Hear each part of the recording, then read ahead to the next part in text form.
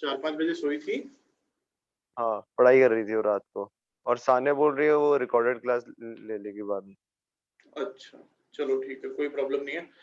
तो ठीक है, तो इस तरीके से अपन इस चीज पे आ गए कि असेसमेंट क्या होता है और क्यों होता है। ठीक है, आपने अपनी आईटीआर फाइल करी, आपने अपनी आईटीआर फाइल कर दी सेल्फ असेसमेंट करके, आपने खुद ने असेस किया मेरा इतना इतना इनकम बनती है, मेरा इतना इतना टैक्स बनता है, आपने आईटीआर फाइल कर दी। हो सकता है डिपार्टमेंट को वो सही नहीं लगे, डिपार्टमेंट बोले कि आपने कुछ छोड़ दिया इसमें इनकम में दिखाना, या आपने टैक्स गलत कैलकुलेट किया, या आपने टैक्स की रेट गलत लगाई है, कुछ भी रीजन हो सकता है। उस रीजन की वजह से डिपार्टमेंट चाहे तो आपको आपका अलग से असेसमेंट कर सकता है। उसके लिए वो नोटिस देगा, क्या करेगा वो सारा प्रोसीजर में अपन पढ़ेंगे, बट उसके लिए वो आपको नोटिस दे सकता है। ठीक है, मतलब असेसमेंट कर सकता है। और एक और चीज ये भी हो सकती है कि आपका असेसमेंट, आपने आईटीआर फाइल ही नहीं करी, बट फिर भी डिपार्टमेंट को लगता है कि आप से कोई रिटर्न आपकी इनकम टैक्सेबल थी, और फिर वो आपको नोटिस दे सकते हैं कि आप रिटर्न फाइल करो। आप रिटर्न फाइल कर देते हो वेल एंड गुड, आप सही रिटर्न फाइल कर देते हो तो एकदम सही है। अगर आप गलत रिटर्न फाइल करते हो तो भी वो आपका असेसमेंट कर सकते हैं, आप रिटर्न फाइल नहीं करोगे तो भी वो आपका असेसमेंट कर सकते हैं। अब इसको अपन आगे प्रोसेस पढ़ते हैं तो अपने को थोड़ा सा क्लैरिटी आ जाएगी कि प्रोसेस किस तरीके से होता है या किस किस तरह के असेसमेंट हो सकते हैं। तो सबसे पहले तो रिटर्न का टाइम देखते हैं कि रिटर्न किसको भरनी है और कब तक भरनी है। ठीक है, सबसे पहले वो समझते हैं। तो वॉलेंटरी रिटर्न ऑफ इनकम, भैया सेक्शन 139(1) के अंदर रिटर्न फाइल करनी होती है, वॉलेंटरीली करनी होती है, लेकिन कुछ लोगों को कंपल्सरीली रिटर्न फाइल करनी होती है। किनको?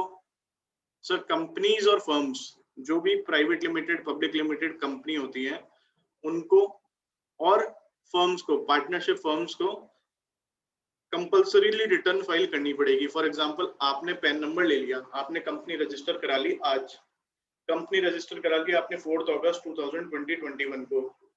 अब आपने बोला कि मैंने तो इस साल कोई बिजनेस ही नहीं किया, इस साल मेरी कोई इनकम ही नहीं है, सर मैंने तो बैंक अकाउंट ही नहीं खुलाया, तो क्या मेरे को रिटर्न फाइल करनी पड़ेगी? हाँ सर, कंपल्सरीली करनी पड़ेगी। अगर आप रिटर्न फाइल नहीं करोगे तो आपके ऊपर लेट फीस या पेनल्टी जो भी आईटीआर की है वो लगेगी। ठीक है, वो लगेगी। तो मतलब कंपनीज और फर्म्स के लिए कंपल्सरी है कि वो अपनी आईटीआर फाइल करें। ठीक है, फिर क्या बोल रहे हैं? A person being a resident other than non ordinary resident having any asset located outside India. अगर कोई भी पर्सन जो रेसिडेंट है बट नॉट ऑर्डिनरी रेसिडेंट, ठीक है, मतलब other than not ordinary resident, other than ordinary resident, NOR है, तो अगर उसकी कोई एसेट लोकेटेड है आउटसाइड इंडिया में तो भी उसको रिटर्न फाइल करनी जरूरी है, चाहे whether or not having income chargeable to tax, चाहे उनकी उसकी इनकम चार्जेबल हो या नहीं हो, उसको रिटर्न फाइल करना कंपलसरी है। ठीक है, फिर क्या बोल रहे हैं? Individual HUF AOP BOI artificial judicial person whose turnover whose total income before giving effect to the provisions of chapter 6A। Chapter 6A में क्या आता है? चैप्टर 6A में क्या आता है, फटाफट बताइए।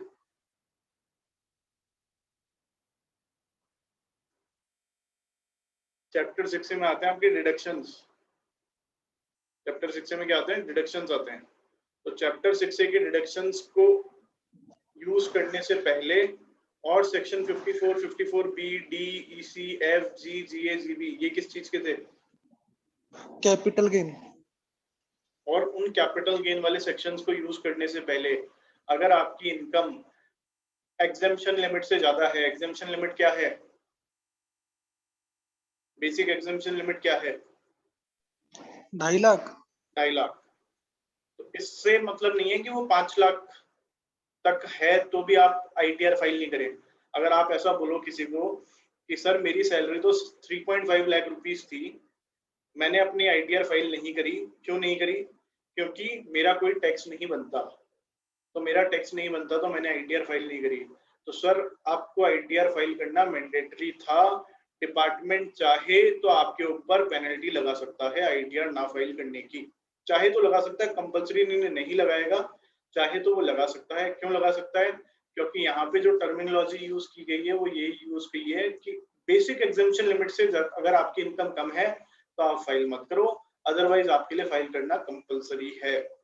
ठीक है, तो बेसिक एग्जेम्पशन लिमिट 2.5 लाख ही रहेगी, वो रिबेट कंसिडर नहीं करती बेसिक एग्जेम्पशन लिमिट। ठीक है, तो अपना ये वाला पॉइंट हो गया। हाँ बोलिए। ये एग्जेम्पशन हटाने के बाद? एग्जेम्पशन हटाने से पहले बेसिक हाँ, एग्जेम्पशन लिमिट से ऊपर होनी चाहिए आपकी, तब तो आपके लिए कंपलसरी है, अदरवाइज कंपलसरी नहीं है, आप चाहो तो कर सकते हो। मतलब डिडक्शंस और ये एग्जेम्पशन सब हटाने से पहले? हाँ मतलब मान लीजिए आपकी इनकम थी 5 लाख रुपए, आपने बोला कि मेरी तो long term capital gain exemptive 54F के अंदर 3 लाख रुपए का, तो मेरी इनकम तो हो गई नेट में 2 लाख रुपए की, तो उसको 2 लाख नहीं मान के वो ITR फाइल करने के पर्पज से कि कंपलसरीली आपको फाइल करनी है या नहीं फाइल करनी है, इस क्वेश्चन का जवाब देने के लिए वो उस 3 लाख की एग्जेम्पशन को कंसिडर नहीं करेंगे। ठीक है, वैसे तो कंसिडर करेंगे टैक्स कैलकुलेट करते वक्त, लेकिन एग्जाम ITR फाइल करनी है नहीं करनी है इस चीज के लिए कंसिडर नहीं करेंगे। Okay sir. Okay, next point है any person who during the previous year has deposited more than ₹1 crore in कोई भी बैंक के अंदर करंट अकाउंट के अंदर उसने 1 करोड़ रुपए से ज्यादा जमा कराए हैं तो उसको ITR फाइल करना जरूरी है। कोई भी अगर 2 लाख से ज्यादा फॉरेन टूर पे खर्चा करता है अपने लिए या अपने किसी मिलने वाले के लिए या किसी भी जने के लिए, तो उसको भी ITR फाइल करना जरूरी है। अगर कोई इलेक्ट्रिसिटी एक्सपेंस पे 1 लाख रुपए से ज्यादा खर्चा करता है तो उसके लिए भी ITR फाइल करना मैंडेटरी है। तो किस किस के लिए जरूरी हो गया? कंपनी और फर्म, कोई भी NOR नॉट ऑर्डिनरी रेसिडेंट जिसकी एसेट लोकेटेड बाहर, इंडिविजुअल्स और HUFs जिनकी एग्जेम्पशन लिमिट से ज्यादा इनकम है, कोई भी अगर अपने करंट अकाउंट में 1 करोड़ रुपए से ज्यादा जमा कराता है, तो कोई भी अगर फॉरेन टूर करके आया है जिसमें उसका खर्चा हुआ है 2 लाख से ज्यादा या उसने किसी और को पैसा दिया है फॉरेन टूर के लिए 2 लाख से ज्यादा, और किसी ने अगर इलेक्ट्रिसिटी एक्सपेंस पे 1 लाख रुपए से ज्यादा खर्च किया है तो, और डिपार्टमेंट चाहे तो कोई और अदर कंडीशंस में प्रिस्क्राइब कर सकती है जिसकी वजह से उसको ITR फाइल करना मैंडेटरी हो जाएगा। ठीक है, अब ये तो हो गई कि कंपलसरी किसको रिटर्न फाइल करनी है। वॉलेंट्री आप चाहो तो कर ही सकते हो। अब चाहे आप वॉलेंट्री करो चाहे कंपलसरी करो, ड्यू डेट्स तो यही रहेगी। ऐसा नहीं कि सर मैं तो वॉलेंट्री रिटर्न फाइल कर रहा हूँ, मेरी तो 2 लाख रुपए रिटर्न है तो क्या मैं बाद में फाइल कर लूँ? नहीं सर, अगर आप वॉलेंट्री कर रहे हो चाहे आप कंपलसरी कर रहे हो, ड्यू डेट तो यही है। Any assessee who is required to furnish audit report 92E के अंदर, 92E क्या सेक्शन है सर? ट्रांसफर प्राइसिंग का सेक्शन है। ट्रांसफर प्राइसिंग क्या होती है सर? ट्रांसफर प्राइसिंग होती है जब आप किसी इंटरनेशनल ट्रांजैक्शन या फिर किसी ऐसे जने से ट्रांजैक्शन कर रहे हो जहाँ पे एक डोमेस्टिक मतलब एक तो इंडियन एंटिटी इन्वॉल्व है, एक फॉरेन एंटिटी इन्वॉल्व है जिसके बीच में रिलेशन भी है। रिलेशन मतलब कुछ होल्डिंग भी है एक दूसरे की आपस में, तब ट्रांसफर प्राइसिंग वाले प्रोविजंस लगते हैं। वो अपने कोर्स में नहीं है, अपने को नहीं पढ़ने हैं। उस केस में ITR की डेट होती है 30 नवंबर। ठीक है, और अदर ऑडिट्स मतलब कोई कंपनी, कोई ऐसा पर्सन, कोई भी एसएससी जिसको ऑडिट करवानी जरूरी है। ठीक है, जैसे फॉर एग्जांपल अगर मैं इंडिविजुअल हूँ, मेरा टर्नओवर 2 करोड़ से ज्यादा है तो मेरे को ऑडिट करानी जरूरी है, तो मैं यहाँ कवर हो जाऊंगा। कोई पार्टनर और फर्म, जिस मैं किसी फर्म में पार्टनर हूँ जिसको ऑडिट करानी मैंडेटरी है, मैं किसी फर्म में पार्टनर हूँ, उस फर्म को ऑडिट करानी मैंडेटरी है। तो जब फर्म का ऑडिट होगा उसी के बाद तो डिसाइड होगा कि मेरा प्रॉफिट का शेयर कितना है। फर्म का ऑडिट कंप्लीट होने के बाद मेरा प्रॉफिट डिसाइड होगा। तो एक्चुअल में जब फर्म की ऑडिट की ITR 31 अक्टूबर है, फर्म की ऑडिट जिस फर्म की ऑडिट हो रही है उसकी ITR की डेट कितनी है? 31 अक्टूबर। तो ऑटोमेटिकली पार्टनर की ITR की डेट कितनी हो जाएगी? 31 अक्टूबर। ठीक है, और एनी अदर एसएससी 31 जुलाई। मतलब जिस भी जने की ऑडिट हो रही है उसकी डेट तो आगे है, और जिसकी भी ऑडिट नहीं हो रही उसकी डेट है 31 जुलाई। ठीक है, चाहे मैं पार्टनरशिप फर्म हूं और मेरी ऑडिट नहीं हो रही है तो मेरी ITR की ड्यू डेट है 31 July of the assessment year. अगर मैं कंपनी हूं, चाहे ऑडिट इनकम टैक्स के अंदर मतलब मेरा टर्नओवर चाहे 2 करोड़ से ज्यादा हो चाहे 2 करोड़ से कम हो, मेरी ऑडिट की डेट होगी 31 अक्टूबर। क्यों? कंपनी को मैंडेटरीली ऑडिट करानी पड़ती है। कौन से एक्ट के अंदर? कंपनीज एक्ट 2013 के अंदर उसको मैंडेटरीली ऑडिट करानी पड़ती है, इसलिए कंपनी की ITR की डेट हमेशा 31 अक्टूबर रहेगी। क्लियर है? तो यहाँ तक का पार्ट तो था थोड़ा सा इंपॉर्टेंट, कंपल्सरीली किसको ITR फाइल करनी है और ड्यू डेट क्या क्या है, यहाँ तक मेरे को लगता है सबको समझ में आ गया होगा। कोई डाउट हो तो बताइए।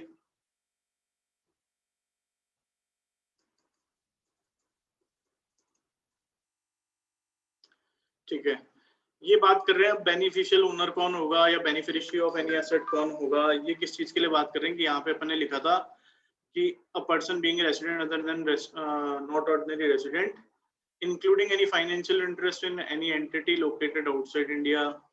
तो ये उन सारी चीजों की बात कर रहे हैं कि किसी का बाहर बेनिफिशियल ओनर मतलब इंटरेस्ट कैसे माना जाएगा, तो वो अपन को नहीं पढ़ना, किसी भी तरीके से नहीं आएगा। ठीक है, आगे बढ़ते हैं। Provision in respect of filing return of loss. तो क्या सर लॉस की रिटर्न फाइल करना जरूरी है? सर लॉस की रिटर्न फाइल करना वैसे जरूरी नहीं है, बट आपको अगर लॉस कैरी फॉरवर्ड करने हैं, लॉस कैरी फॉरवर्ड कैसे होते हैं, वो सेट ऑफ कैसे होते हैं, ये अपन ने पढ़ रखा है। लॉस अगर आपको कैरी फॉरवर्ड करने हैं ताकि आप उनको फ्यूचर में सेट ऑफ कर सको प्रॉफिट्स के साथ, ताकि आपको टैक्स कम देना पड़े, उसके लिए आपको लॉस की रिटर्न फाइल करना जरूरी है। किस कौन कौन से लॉस के? Business loss, specified business loss, speculation loss, loss under capital gain, loss from activity of owning and maintaining race horses can be carried forward and sold off only if return of loss is filed by the due date।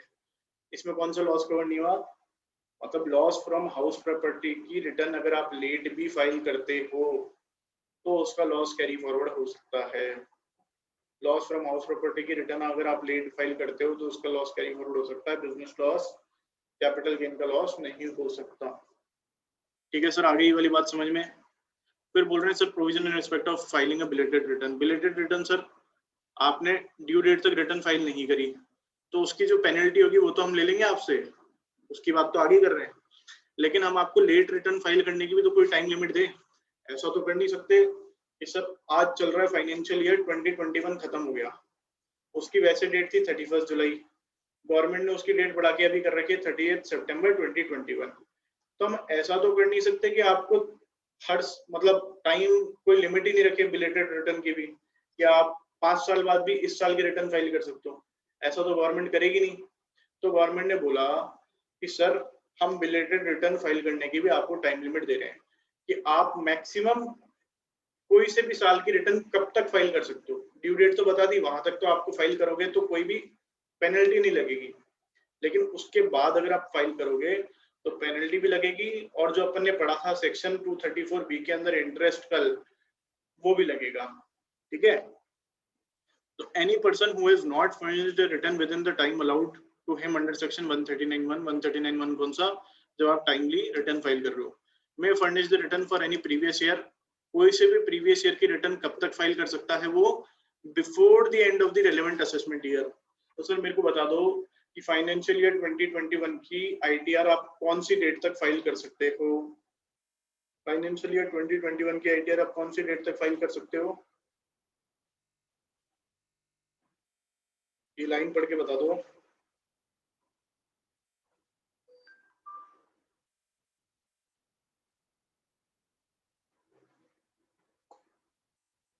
अरे कोई तो बता दो।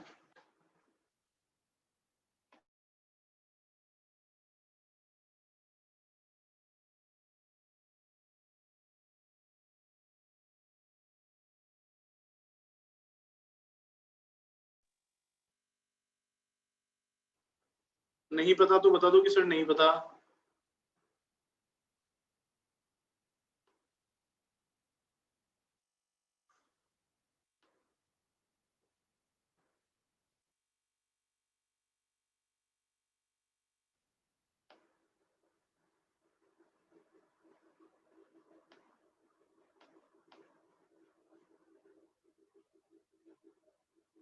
क्या हुआ, सो गए क्या सब? सर सितंबर। कैसे सितंबर कैसे? सर सौरभ ने लिखा है चैट में। सौरभ ने लिखा है तो आपने बता दिया। Very good, very nice. फिर भी सर वो आप बोल नहीं पाता ना इसलिए। क्यों बोल नहीं पा रहा हूँ? इसकी भी लॉजिक तो गजब है सर अब जब भी बोल लेता भाई, कब से नहीं बोल रहा सर, कब से पूछ रहे?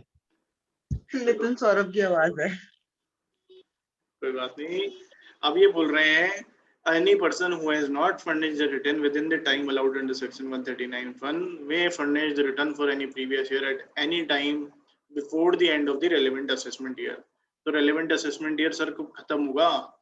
अगर आपकी फाइनेंशियल ईयर 2021 की रिटर्न है, मतलब आपका प्रीवियस ईयर हो गया 2021 फाइनेंशियल ईयर की आईटीआर का असेसमेंट ईयर हो गया सर 21-22। तो 21-22 सर कब एंड होगा? 31 मार्च 22 को। तो सर मैक्सिमम आप कब तक फाइल कर सकते हो? 31 मार्च 22 तक। या फिर डिपार्टमेंट ने जल्दी आपका असेसमेंट कर दिया, डिपार्टमेंट ने बोला कि इनकी तो बहुत सारी इनकम है, पहले ही पकड़ में आ जाए अपन, भाई अपनी इतनी ज्यादा इनकम हो फिर भी अपन ने आईटीआर फाइल नहीं करी, डिपार्टमेंट ने अपन को पकड़ लिया और असेसमेंट कर दिया, तो उससे पहले आप कर सकते हो आईटीआर फाइल।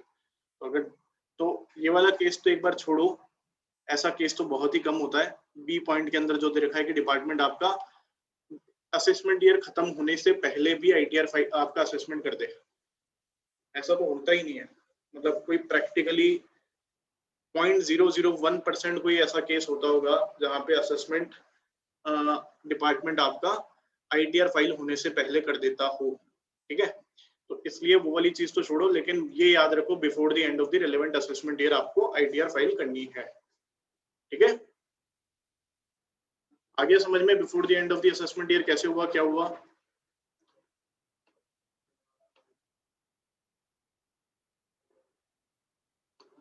अरे हाँ ही बोल दो, हाँ बोल दो सर, हाँ आ गया समझ में।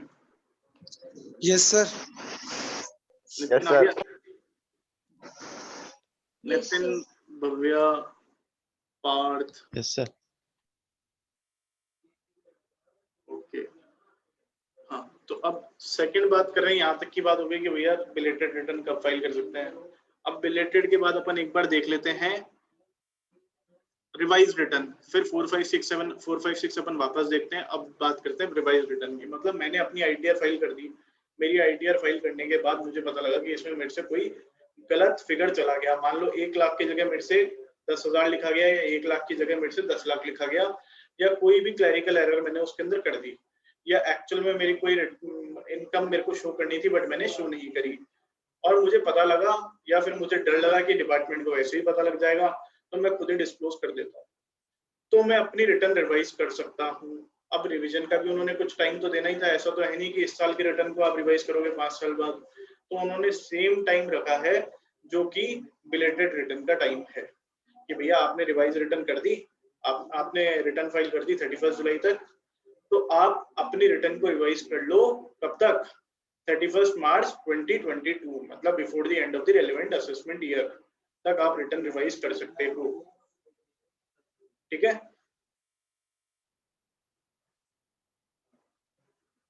ठीक है क्या सर? लेकिन यस सर। अगर आपने रिटर्न लेट फाइल करी है तो आप रिटर्न रिवाइज नहीं कर सकते। Belated return can not be revised, belated return can not be revised. मतलब आपने रिटर्न तो फाइल करी है 31 जुलाई के बाद, या जो भी ड्यू डेट थी, मान लो अभी गवर्नमेंट ने डेट बढ़ा दी 30 सितंबर कर दी, फिर भी आप 15 अक्टूबर को फाइल करते हो, तो क्या आप रिटर्न रिवाइज कर सकते हो? नहीं सर, रिटर्न रिवाइज नहीं कर सकते, ठीक है।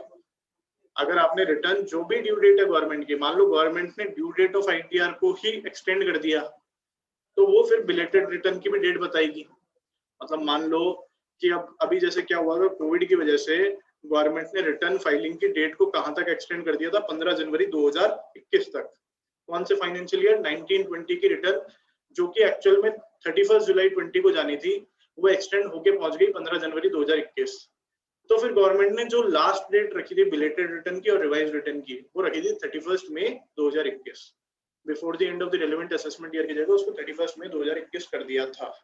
तो वो चाहे तो गवर्नमेंट कर सकती है, वो अपने एग्जाम में आएगा भी नहीं कि कौन से साल में कितना था, अपने आएगा तो इतना ही आएगा। लास्ट कब तक कर सकते हैं, तो उसमें अपने को आंसर निकाल के देना है कि 31 March of the relevant assessment year, ठीक है। वो आपको देंगे 22-24 की रिटर्न, 22-23 की रिटर्न थी, तो आप कब तक फाइल कर सकते हैं? 31 मार्च 24 तक, ठीक है सर। आगे बात समझ में?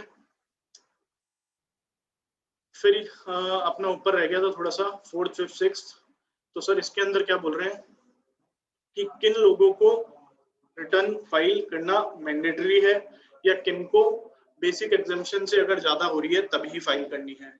तो sir trust, political party, scientific research association, इनको तो तभी फाइल करनी है कब, जब इनकी रिटर्न एक्सीड कर रही हो बेसिक एग्जम्पशन लिमिट से। ठीक है, बेसिक एग्जम्पशन लिमिट मतलब before exemption exceeds maximum amount not chargeable to tax. भैया maximum amount not chargeable to tax कितना है, 2.5 लाख, वही वाली चीज है, इसके अंदर भी वही लगेगा, बेसिक एग्जम्पशन लिमिट और maximum amount not chargeable to tax is equals to 2.5 lakh. तो उस केस में अगर आपकी इनकम इतनी है, मतलब अब जो भी एओपी, मान लो कोई एओपी है या कोई ट्रस्ट है, उनकी जो भी एग्जम्पशन लिमिट दी हुई है चैप्टर 1 के अंदर, उस अकॉर्डिंग ये चलेगा। ठीक है, तो उनकी कोई भी इनकम अगर एक्सीड करती है जो भी उनकी एग्जम्पशन लिमिट है उससे, तो उनको रिटर्न फाइल करना जरूरी है। ठीक है, क्लियर है, इसको पढ़ लो। Certain persons including person referred in this section, investor protection fund, force settlement guarantee fund, board or authority referred in this are required to file return if income exceeds maximum amount not chargeable to tax. However, the university, college or other institution, university, college और other institution को तो file करनी ही पड़ेगी, चाहे आपकी return, चाहे आपकी income loss ही क्यों ना हो, चाहे आपका इनकम कम हो, चाहे आपकी इनकम 10 रुपए हो, चाहे लॉस हो, तो भी आपको यूनिवर्सिटी, कॉलेज, इंस्टीट्यूशन को तो फाइल करनी पड़ेगी। ट्रस्ट, पॉलिटिकल पार्टी और साइंटिफिक रिसर्च एसोसिएशन तभी फाइल करेंगे जब उनकी इनकम एक्सीड करेगी बेसिक एग्जम्पशन लिमिट से, या जो भी उनकी एग्जम्पशन लिमिट है उससे। फिर बोल रहे हैं mandatory filing of return by business trust. इसमें पैराग्राफ पढ़ने की बिल्कुल भी जरूरत नहीं है, खाली इतना ध्यान रखो बिजनेस ट्रस्ट को और इन्वेस्टमेंट फंड को, इनको रिटर्न फाइल करना मैंडेटरी है। ठीक है, ये अपन ने पढ़ लिया 7th पॉइंट। 8th पॉइंट अपने को पढ़ने की रिक्वायरमेंट बिल्कुल भी नहीं है। ठीक है, कि particulars required to be furnished with the return of the income. Sir हमें पता है कि इनकम के साथ कौन कौन से पर्टिकुलर जाएंगे, कि हमारी कौन सी इनकम एग्जेम्प्ट है, हमारे बैंक अकाउंट की डिटेल भी जाएगी, कोई हमारे एक्सपेंडिचर है वो भी जाएंगे। ये पढ़ने की जरूरत नहीं है, किसी भी हालत में नहीं आ सकता। Provision in respect of defective return. Sir defective return क्या होती है कि आपने रिटर्न फाइल करी, डिपार्टमेंट को लगा कि कुछ उसके अंदर डिफेक्ट है, डिपार्टमेंट को लगा कि उसके अंदर कुछ डिफेक्ट है, तो उस केस में डिपार्टमेंट आपको चाहे तो नोटिस दे सकता है कि सर आप इस डिफेक्ट को सही कर लीजिए। अगर आप डिफेक्ट सही नहीं करते तो वो रिटर्न इनवैलिड हो जाएगी। ठीक है, आपने कोई रिटर्न फाइल करी, उसके अंदर कोई डिफेक्ट है, किसी भी तरह का कोई भी डिफेक्ट है, डिपार्टमेंट ने आपको नोटिस दिया, आप उस नोटिस का रिप्लाई कर देते हो या रिटर्न सही कर देते हो, तो आपकी रिटर्न वैलिड हो जाएगी, अदरवाइज आपकी इनवैलिड हो जाएगी। एक बार पढ़ लेते हैं इसको। Return shall be regarded as defective it is not accompanied by various annexures required to be submitted along with the return of the income। अगर आपने कोई एनेक्जर भी नहीं दिया, एनेक्जर क्या कि सर आपको कैपिटल गेन की इनकम दिखानी होती, तो आपने कैपिटल गेन की इनकम दिखा दी 2 लाख रुपए, उसके साथ आपको एनेक्जर देना पड़ता है कि मेरी इनकम ये कैपिटल गेन की इनकम कैसे बनी। अब आपकी क्लास होने वाली है ओवर, क्योंकि जूम जो मीटिंग रहती है वो रहती है 40 मिनट्स की, तो मैं एक बार वापस लिंक से शेयर करूंगा, तो वो लिंक से आप वापस ज्वाइन कर लीजिएगा। ठीक है, जब तक अपन कंटिन्यू करते हैं, हैंड टू हैंड ज्वाइन कर लीजिएगा 2 मिनट के अंदर। ठीक है, तो डिफेक्टिव रिटर्न एक बार पढ़ लो जब तक अपनी नेक्स्ट क्लास चालू हो। ओके सर इसका टाइम इंक्रीज भी तो होता है। टाइम इंक्रीज होता है, बट वो एओ इंक्रीज कर सकता है, बट कहीं पे भी ये नहीं दे रखा कितना इंक्रीज कर सकता है, तो आपके कोर्स में आएगा भी नहीं। आपके कोर्स में मैक्सिमम इतना ही आएगा कि 15 दिन के अंदर आपको इंटीमेशन के 15 दिन के अंदर आपको डिफेक्टिव रिटर्न का रिप्लाई देना पड़ता है। Sir, 15 days after the end of the date of return.